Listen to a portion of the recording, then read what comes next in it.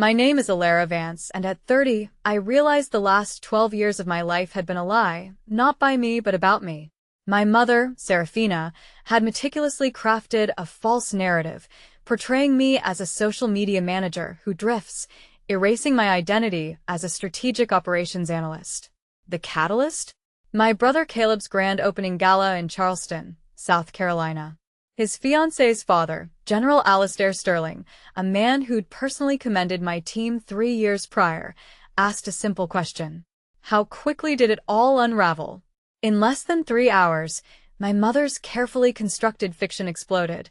A casual inquiry, a quick phone search, and a public toast revealed my true military commendation, my deployments, and her profound deception.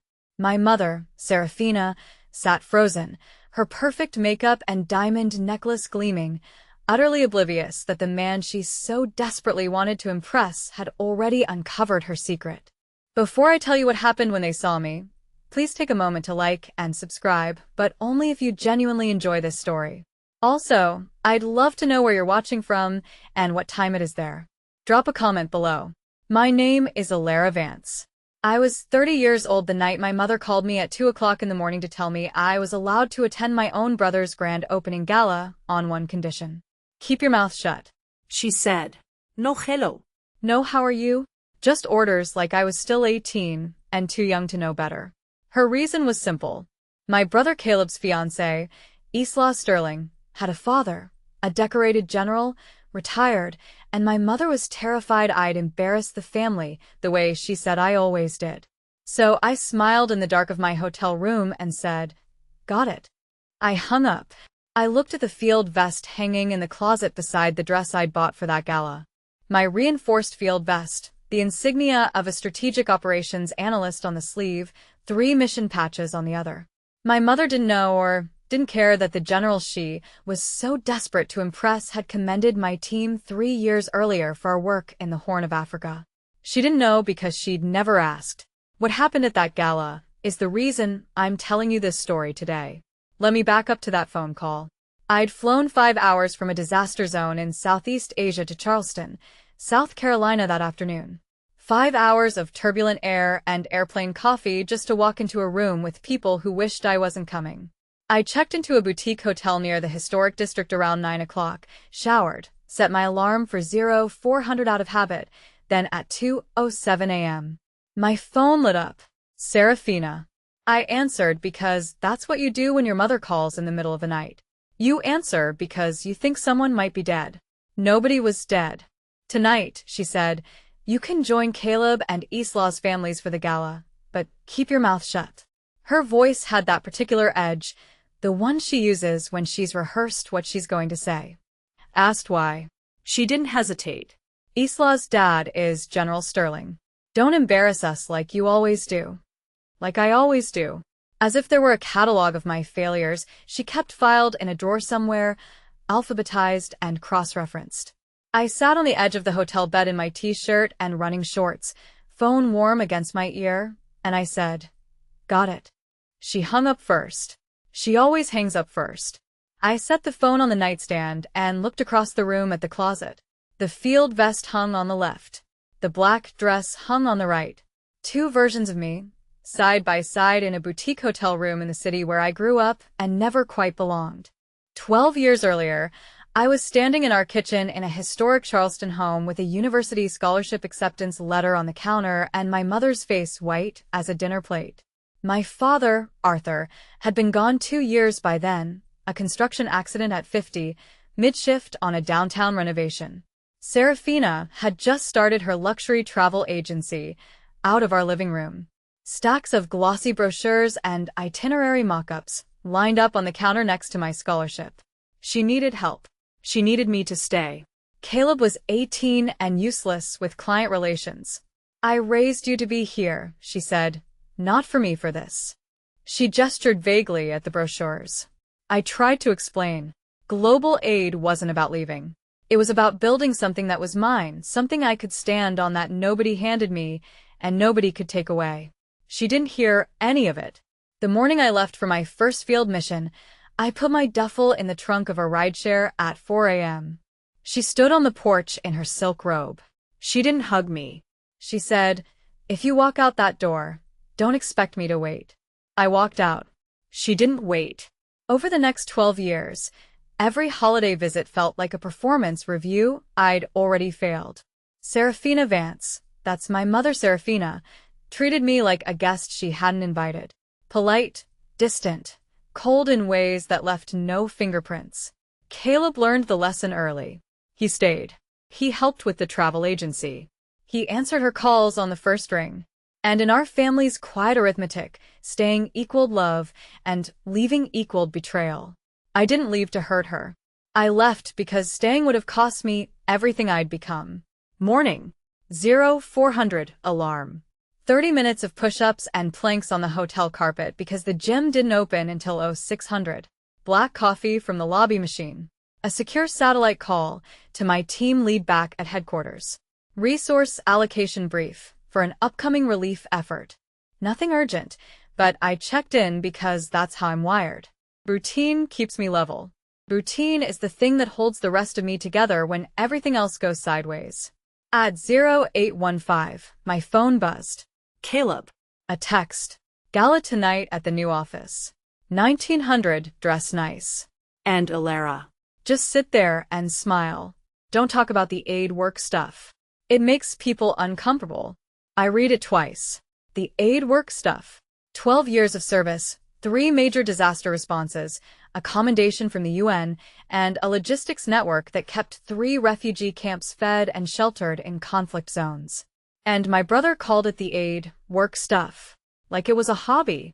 Like I collected stamps. I didn't reply. I opened the closet instead. The field vest on the left, the black dress on the right. I reached for the dress.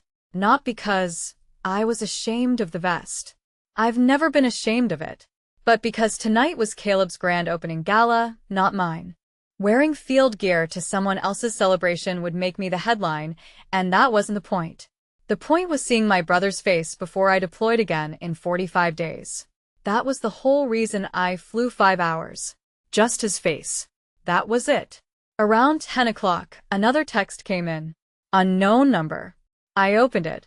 The text was from Isla Sterling, Caleb's fiancée. He'd given her my number. Hi Alara, so excited to finally meet you tonight. Caleb's told me so much about you. Just a heads up. My dad is pretty traditional, so try to keep things light and fun, okay? He doesn't love heavy topics at formal events. I stared at the screen. Caleb's told me so much about you. That sentence carried weight I could measure. The question was what, exactly, he'd told her. I called Caleb. He picked up on the third ring, voice tight and cheerful, the way it gets when he's performing. Hey, what's up? What exactly did you tell Isla about me? A pause. The kind that tells you someone is deciding how much truth to spend. Just the basics. That you've been traveling, doing your own thing. You know Serafina doesn't love the aid work talk. Traveling, I said. You told her I've been traveling. Look. It's just easier this way. Her dad's a general, Alara. A real one. He doesn't need to hear about he stopped himself. But not fast enough. About what, Caleb? Silence.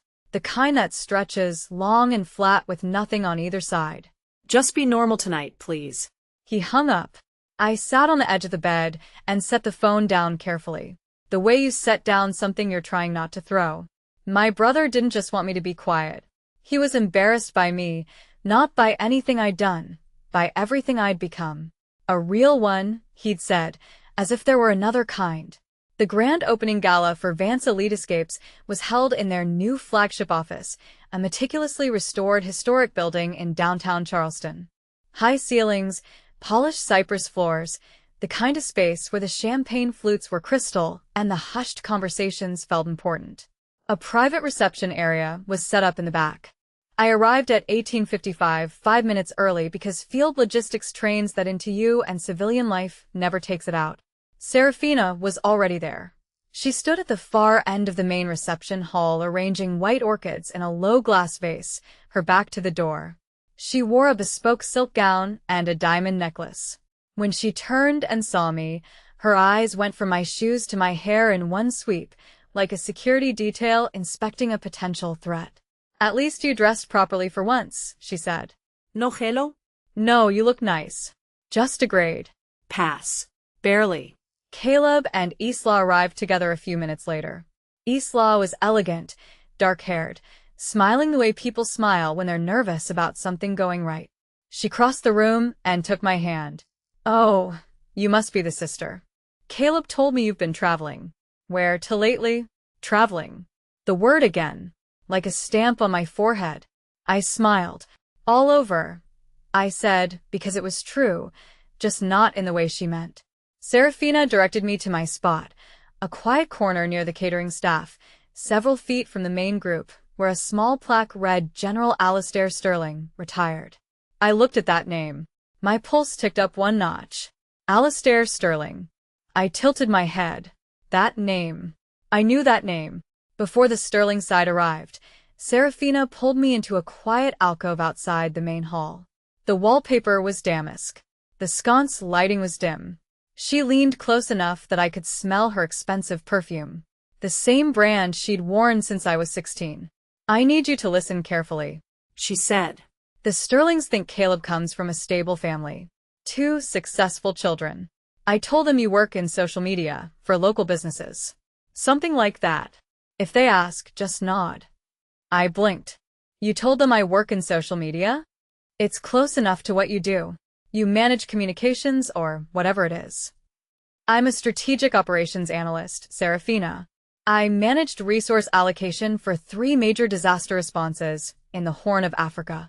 She waved her hand, a small, dismissive motion, like she was brushing away a fly. Same idea, different words. Just don't correct me in there. She turned and walked back into the reception hall. I stood in that alcove for 10 seconds, maybe 15. I'd known she minimized my career. I'd expected that. But this was something else entirely. She hadn't downplayed what I did. She'd replaced it. She'd built a whole other Alara. One without the field vest, without the mission patches, without the deployments, without the commendations. And handed that version to the family of a retired general. She'd erased me. And she'd done it so smoothly, so completely, that I realized this wasn't a spur-of-the-moment lie. She'd been telling it long enough to believe it herself. I walked back in, found my quiet corner, and waited. Sitting there, I kept turning it over. She didn't just ask me to be quiet. She asked me to be someone else. She'd built an entire version of me. A version without the field vest, without the service, without anything I'd earned. If you've ever been erased by someone who is supposed to be proud of you, stay with me. This story is about to turn. The main doors of the office opened at 1912. I heard it from my corner. The creak of the hinge, then a voice I recognized the way you recognize a song from the first 2 notes.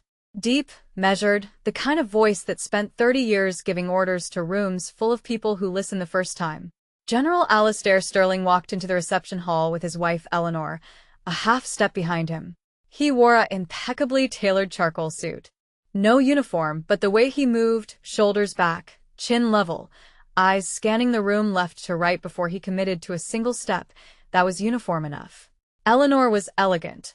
Silver hair, pearl earrings, the calm smile of a woman who'd hosted hundreds of diplomatic functions and never once lost her composure. Serafina was on her feet before they'd cleared the doorway.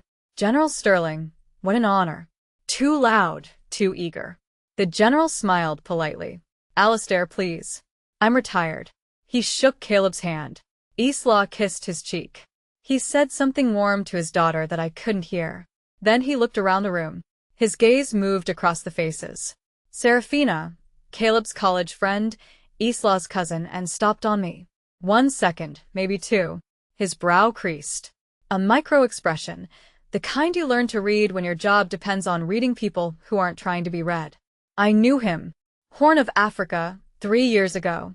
He'd stood at a podium and called my team's name. I'd marched forward, saluted, and he'd personally commended our logistical innovations. But I didn't say a word. I nodded. He nodded back. Serafina took his arm and steered him toward the main group, and the moment passed. Almost. Appetizers came out. Shrimp cocktail, bruschetta, The kind of food you eat with your fingers while pretending not to notice the tension. Serafina ran the conversation the way she ran her travel events. Tight schedule, controlled portions, no room for surprises. She talked about Charleston, the travel agency, the new luxury cruise line partnerships. Caleb nodded along and added color where she left gaps. Isla smiled and touched Caleb's arm. It was a well-rehearsed production, and I was the audience member who hadn't been given a program. Eleanor Sterling sat across the room from me, 2 seats to my left at a small grouping of chairs. She watched Serafina with the quiet patience of someone who's attended enough galas to know when the host is performing. Then she turned to me. "And what does your other daughter do, Serafina?" The question floated across the room like a paper airplane. Light, simple, impossible to dodge. Serafina didn't miss a beat. "Oh, Alara works in social media, freelance for local businesses. She's been traveling quite a bit. You know how that industry is."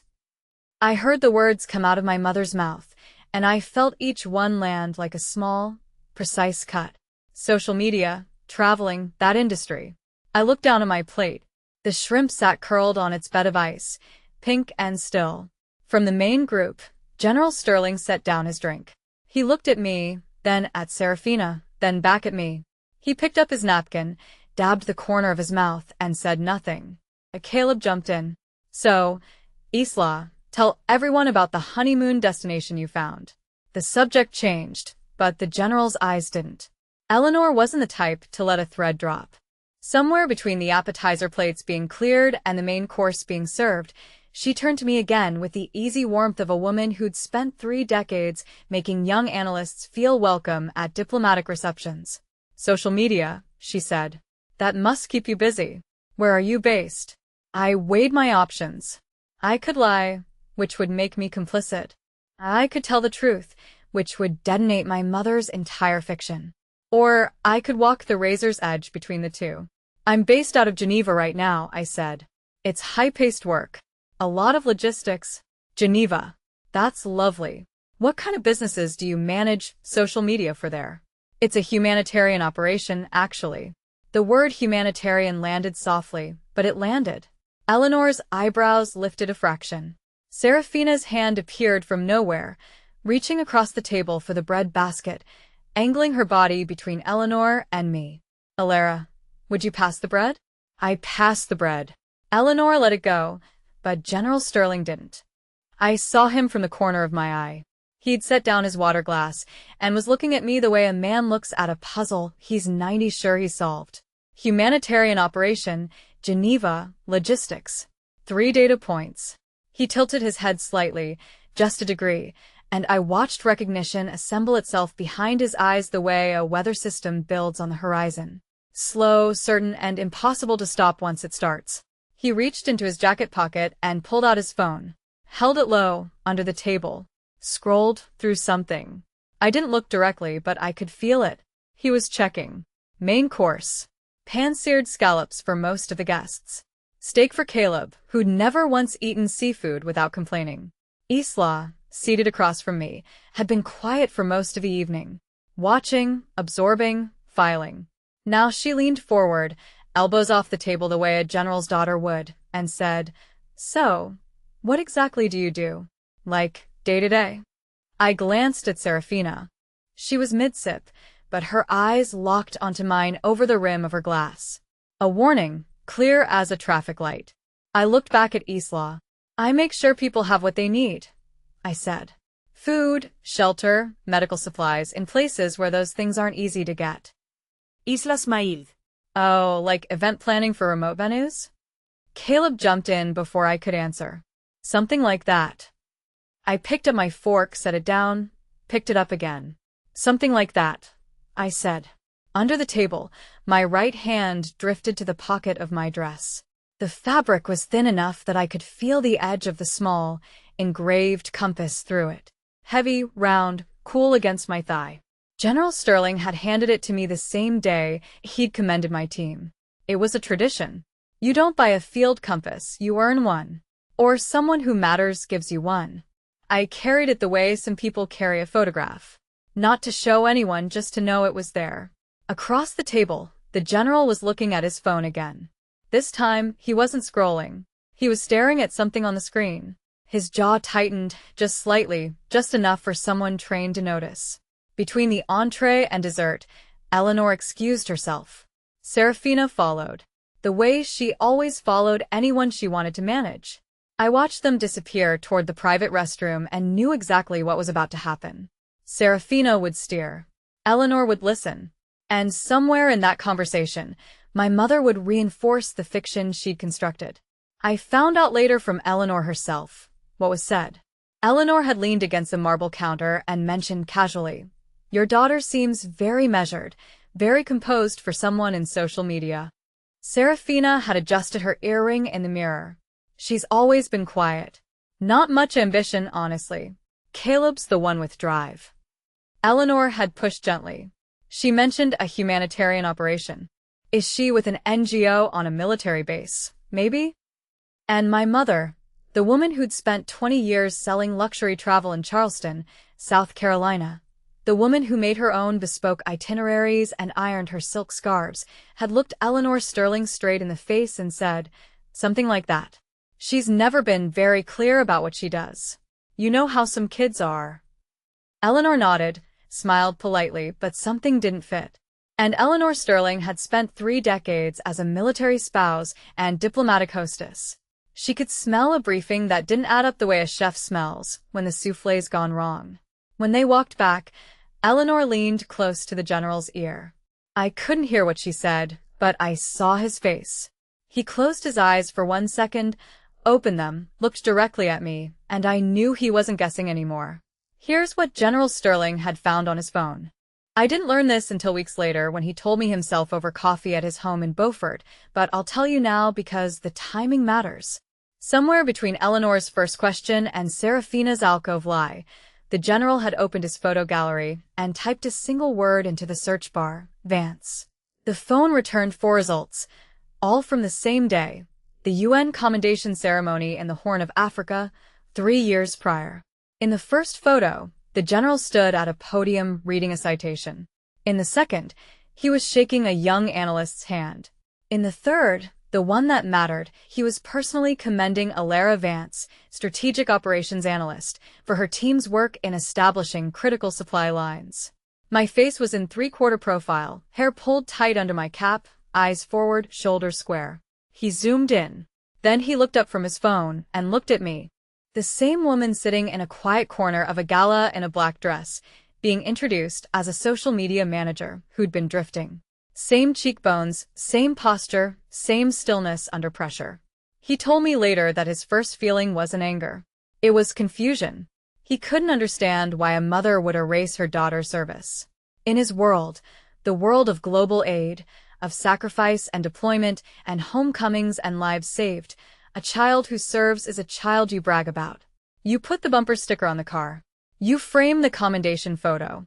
You tell every stranger at the grocery store. You don't pretend she manages social media. He put the phone face down on the table. He straightened his napkin. He looked at Eleanor. She looked back. Something passed between them. The kind of communication that takes 30 years of marriage to develop and 0 words to execute. Then he waited. Because a general knows when to act and when to let the moment find its own shape. Dessert plates were coming out. Chocolate lava cake. Raspberry coulis. When Serafina stood up and walked the length of the room toward my corner, she passed behind Caleb's chair, behind Isla's cousin, behind the empty seat where Eleanor's coat hung.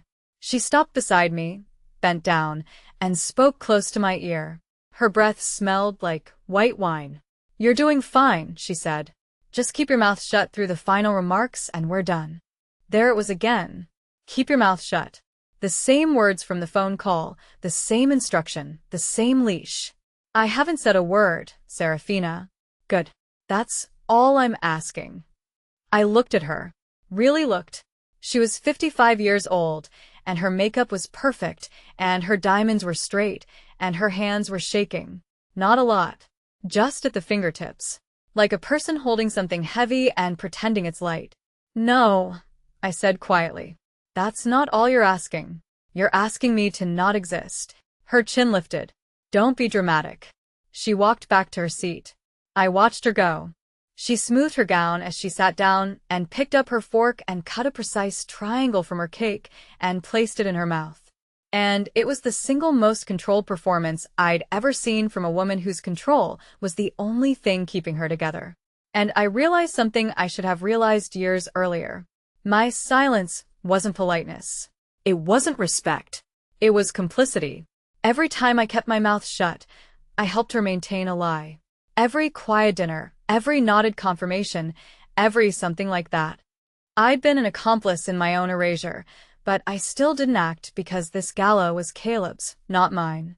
That restraint, it felt noble at the time. It was also the last excuse I'd ever make for her. Caleb seized the lull between dessert and coffee to make his pitch. I could see it coming. The way he adjusted his tie, the way he leaned toward General Sterling's end of the room like a man angling for a handshake.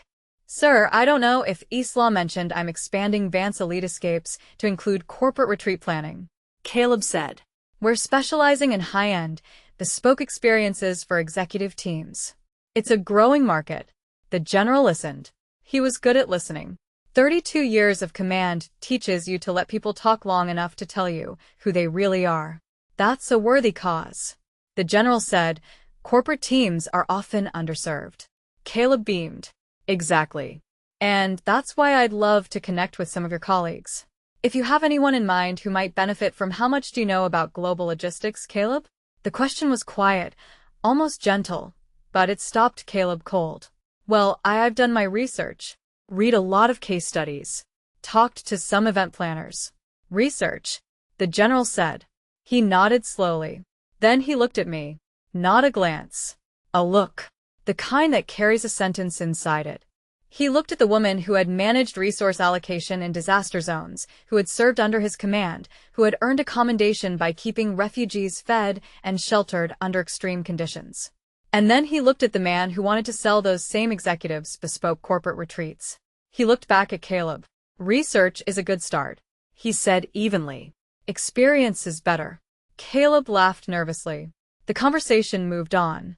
But the general's point had been made, and everyone who was paying attention had heard it, including me. When the room rearranged itself for coffee, chairs scooting, people swapping seats to chat, Eleanor Sterling moved next to me. She did it casually, the way a seasoned diplomatic hostess does everything, with purpose disguised as warmth. She stirred her coffee once, twice, and said, "You said humanitarian operation and logistics, and you sit like someone who's been told to sit up straight 10,000 times." She paused. "Are you with an NGO, Alara?" I held her gaze. She had kind eyes and a jaw that didn't quit.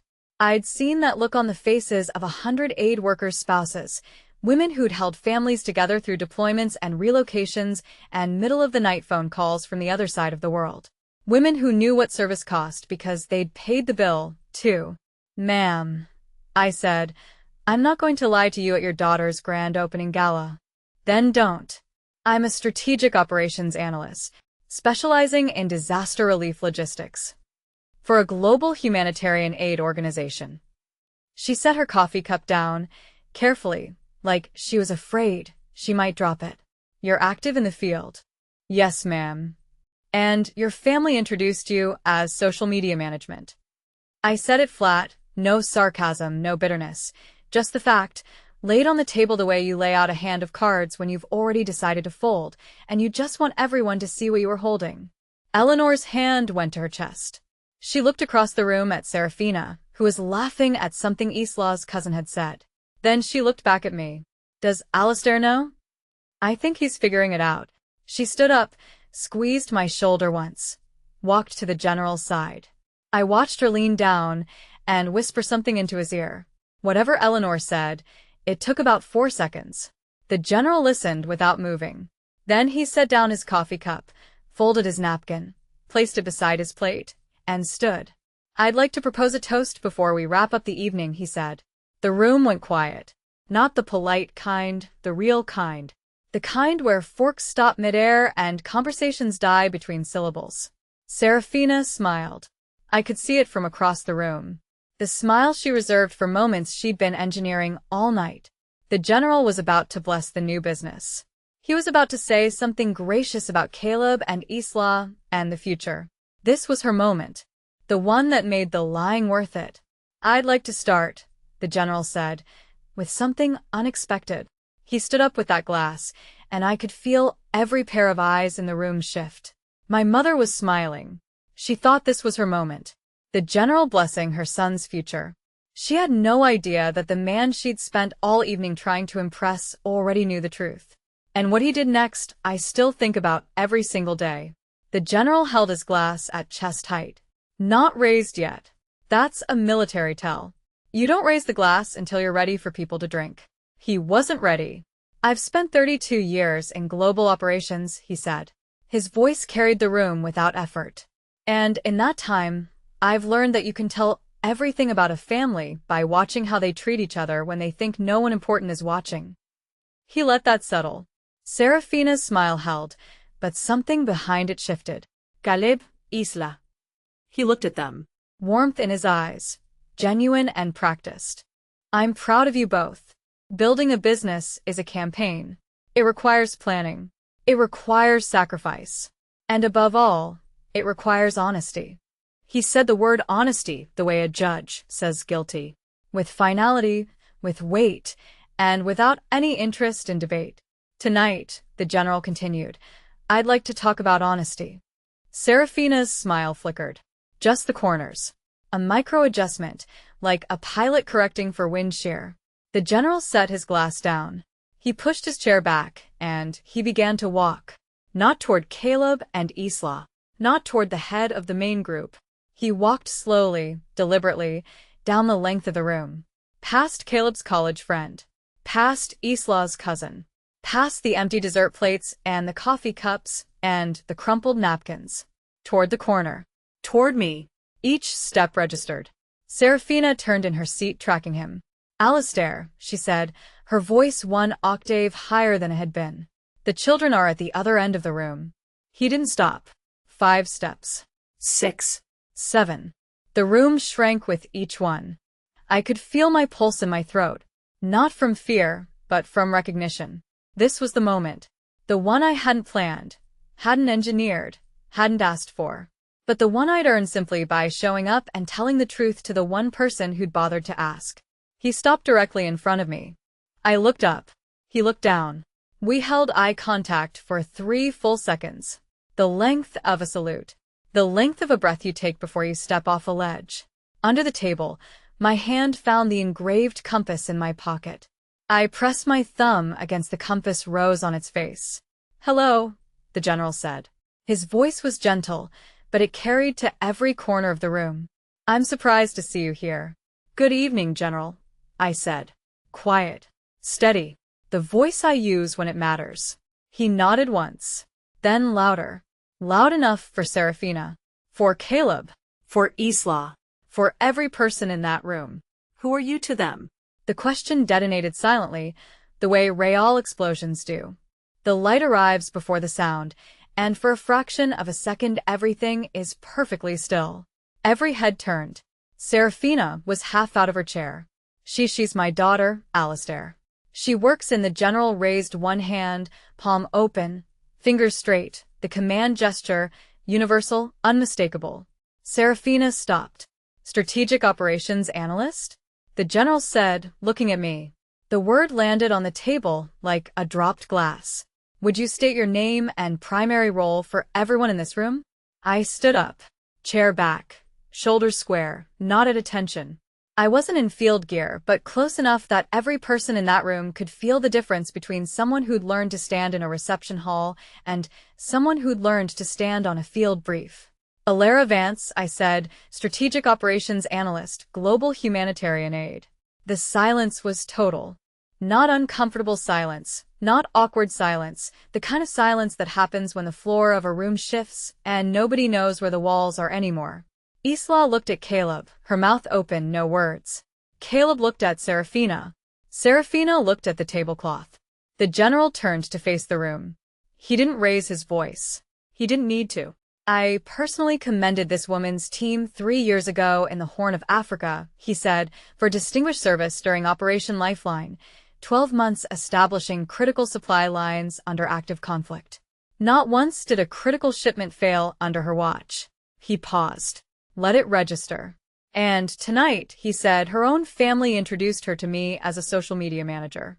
The word social media cracked open like an egg against a counter edge, clean, final, and impossible to put back together. I could feel the air in the room rearrange itself. The general's friends looked at Serafina. Isla's cousin looked at Caleb. Eleanor looked at me with an expression that was equal parts fury and heartbreak.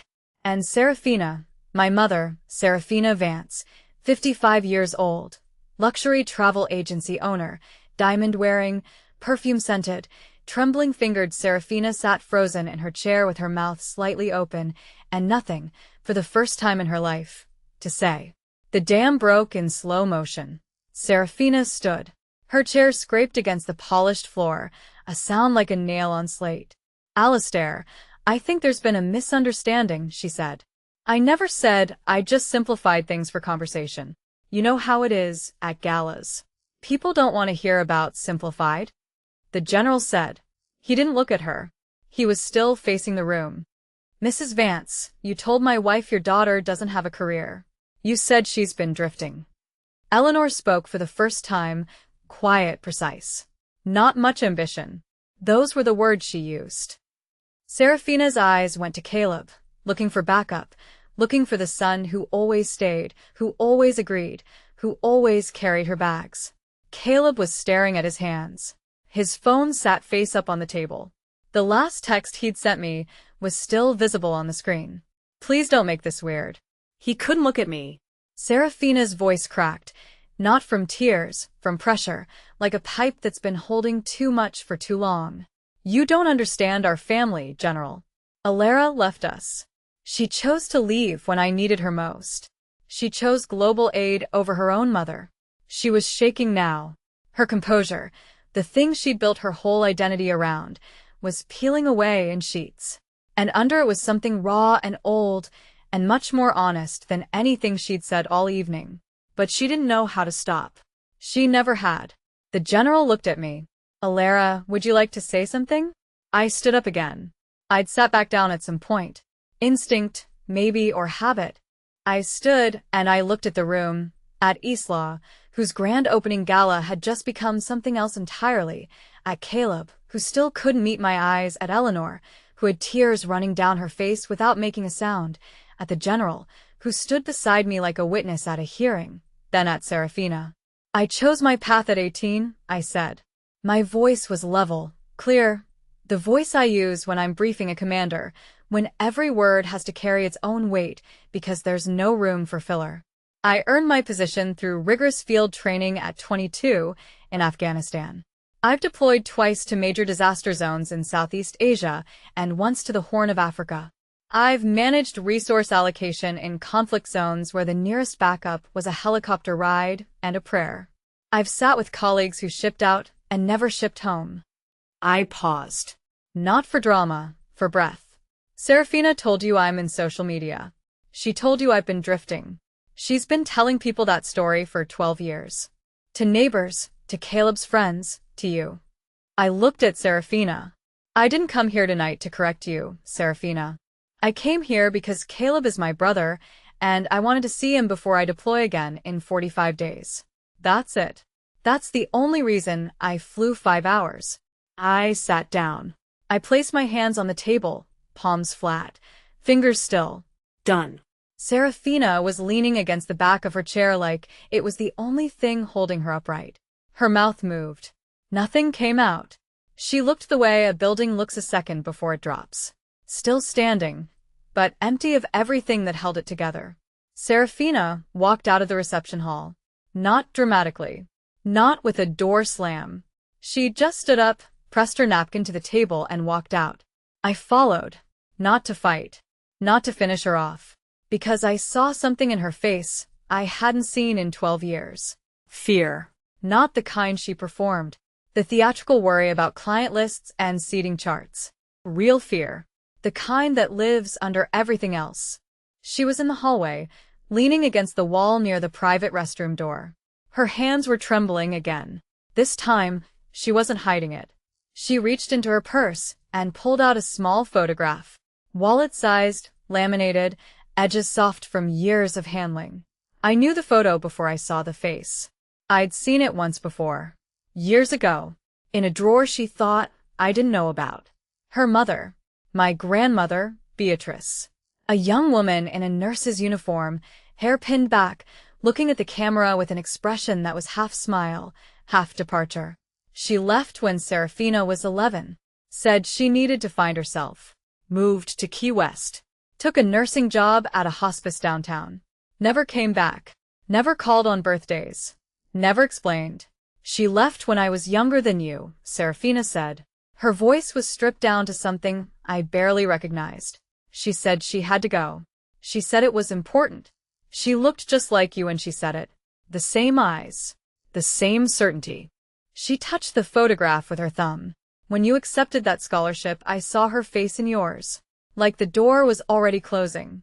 So you made sure I had nothing to come back to, I said. She didn't answer.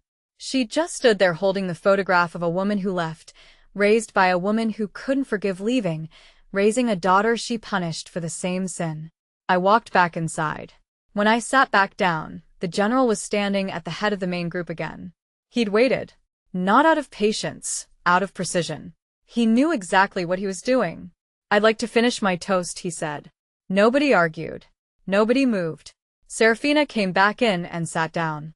She didn't look at anyone. She looked at the tablecloth the way a person looks at a document they know they've signed wrong. I said that building a business requires honesty. The general continued. So does family.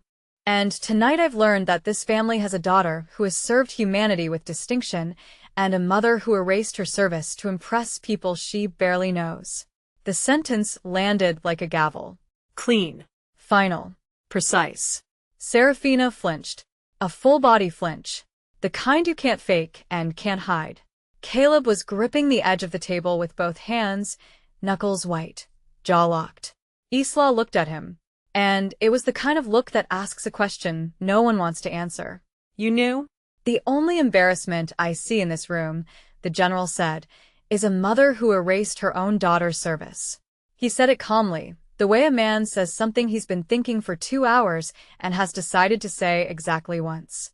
He picked up his glass. To Caleb and Isla, he said, "May your business be built on truth, even when the truth is hard." He drank. Eleanor drank. I drank. Caleb lifted his glass with a hand that wasn't quite steady. Serafina didn't touch hers. After the toast, the general walked to my corner one more time. He stood in front of me, and the rest of the room were seated. "Ilara Vance," he said, "I remember your team's commendation clearly. You just come back from 12 months in the Horn of Africa. You managed resource allocation for 3 refugee camps under active conflict, food, shelter, medical supplies, in conditions that would have broken most people." He paused. The kind of pause that isn't about finding words. It's about choosing which ones deserve to be said. When I commended your team, you said something I wrote down that evening. You said, "It's not about getting recognized, sir. It's about getting it done." He let it land. Well, tonight you deserve to be recognized. He extended his hand. I shook it. Firm grip, warm palm, 3 seconds. Eleanor stood and placed her hand on my shoulder. She squeezed once, the kind of squeeze that says everything a sentence can't. "A mother should be the first person to tell the world who her daughter really is," Eleanor said. She looked at Serafina when she said it. Not with anger, with something worse. Pity. "I'm sorry yours didn't." I nodded. My throat was tight. My eyes were wet. But I wouldn't cry. Not there. Not in front of these people. Not because crying is weak. I've cried in a field hospital at 3 o'clock in the morning when a supply convoy was hit. But because this room didn't deserve my tears. My tears were mine. The same way my service was mine. The same way my name was mine. I turned to Serafina. She was sitting in her chair, hands in her lap, fingers interlaced, knuckles white. Her diamonds had shifted to one side. Her makeup was intact, but her face beneath it had collapsed. The architecture of composure broken from the inside. "I kept my mouth shut, Serafina," I said. "For 12 years. The general didn't. She opened her mouth, closed it, opened it again. Nothing. I'm not angry, I said. I'm not going to yell at you in front of these people. That's not who I am. That was never who I am. I paused. But I need you to hear this. I am done being the daughter you wished I was instead of the one I actually am. I picked up my purse from the back of my chair. I reached into the pocket of my dress and pulled out the engraved compass. I held it for a moment, felt the weight of it. The compass rose on one side, the organizational crest on the other. Then I placed it on the table directly in front of Serafina. That's from General Sterling, I said. He gave it to me the day he commended my team, a commendation you've never asked about. Keep it. Maybe it'll help you remember who I am next time you introduce me. I straightened my dress. I looked at Caleb, who was standing near the door now, jaw working, eyes wet. I looked at Isla, who was watching Caleb the way you watch someone you're not sure you know anymore. I looked at the general. He gave me a single nod. I walked out of the reception hall, through the hallway with the damask wallpaper and the dim sconce lighting, through the front door, and into the Charleston night. The parking lot was half full. The historic buildings were black shapes against a navy sky. The air smelled like salt and jasmine, and I could hear the muffled hum of the gala behind me. Music, chatter, the ordinary sounds of a place where most people were having an ordinary evening. Caleb caught up to me at my rental car. Alara, wait. Don't leave like this. I turned. He was standing under a parking lot light, tie loosened, face flushed, looking younger than 28, and older than I'd ever seen him. Like what, Caleb? I didn't know she told them. I mean, I knew she said some stuff, but I didn't know she made up a whole you knew enough, I said. You told me not to talk about the aid work stuff. You told Isla I'd been traveling. You didn't lie as big as Serafina, but you carried your bags. I was trying to protect what? I said. Your corporate retreat pitch to her dad? He didn't answer. His mouth opened, closed. He looked at the ground, at his shoes, at the cracks in the asphalt, anywhere but at me. Caleb, I said, I love you. You're my brother, but I can't keep being the person this family is ashamed of when there's nothing to be ashamed of. He looked up, eyes wet, chin trembling. When you're ready to know who I actually am, not who Serafina told you I am, you know where to find me. Geneva, Global Humanitarian Aid. I'm not hard to find. I got in the car, closed the door, started the engine. He stood in the parking lot light for a long time, watching me pull away. I learned later what happened inside, after I left. Isla pulled Caleb to a corner of the reception hall. Her voice was low, but her words carried the precision of a woman raised by a general. You told me she was a drifter, Caleb. She's a strategic operations analyst for Global Humanitarian Aid. You lied to me. I didn't lie. I let Serafina handle the story. That is the lie. She walked away from him, back to her father's side. Caleb stood alone near the bar looking at the empty chair where I'd been sitting, at the engraved compass that still sat on the table in front of Serafina's untouched glass. The general spoke last. He addressed Serafina directly, standing, hands at his sides. Mrs. Vance, I respect your son. I care for my daughter, and I wish your family well. But I need you to say something. He paused. I've commanded thousands of personnel in my career. I can tell you without hesitation that Alara Vance is someone I'd trust with my own people's lives. The fact that you couldn't see that, that's not her failure. It's yours. Serafina sat alone at the table after that. The servers cleared dessert plates around her. The white orchids she'd arranged 2 hours earlier were starting to droop. She didn't move. She didn't cry. She just sat there, holding the engraved compass in her palm, looking at it like she'd never seen one before. I sat in my rental car in the parking lot for 5 minutes before I drove, engine running, headlights on. The historic Charleston skyline framed in the windshield like a postcard from a place I used to live. My phone rang. Eleanor Sterling. Alara, I wanted to make sure you're all right. I appreciate that, Mrs. Sterling. I'm okay. A pause, the kind that has warmth in it. What you did in there, the restraint, the way you kept your composure, while your own mother, she stopped herself. Started again. That took more courage than anything I've seen at a formal event. And I've sat at a lot of formal events. Thank you, ma'am. For what it's worth, Alistair and I would be proud to have you at any table in our home. Anytime. You hear me? Anytime. I closed my eyes. That sentence from a diplomatic hostess, from a woman who understood what service meant because she'd lived beside it for 30 years. That sentence meant more than every word my mother had withheld for 12 years. Not because Eleanor Sterling was important, because she was honest. I'll remember that, ma'am. I said, thank you. I hung up and sat in the quiet of the car. I looked at the office in the rear-view mirror one last time. The lights were still on. People were still inside, rearranging the rubble of an evening that had started as a grand opening gala and ended as an unraveling. I put the car in drive. 5 hours back to the airport. I didn't play music. I drove in silence. And somewhere on the highway between Charleston and the airport, I said it out loud to no one. I know exactly who I am to them and who I am without them. 3 weeks later, I was back at headquarters in Geneva. Morning briefings, logistics meetings, resource manifests for the upcoming deployment. The routine that held me together, the way it always had. Caleb called twice. I answered the second time. He apologized. Not the full apology. Not the one that reaches all the way back to the root. But enough to crack a door. Isla made me tell her everything. He said. About the aid work. About your deployments. About what Serafina's been saying for years.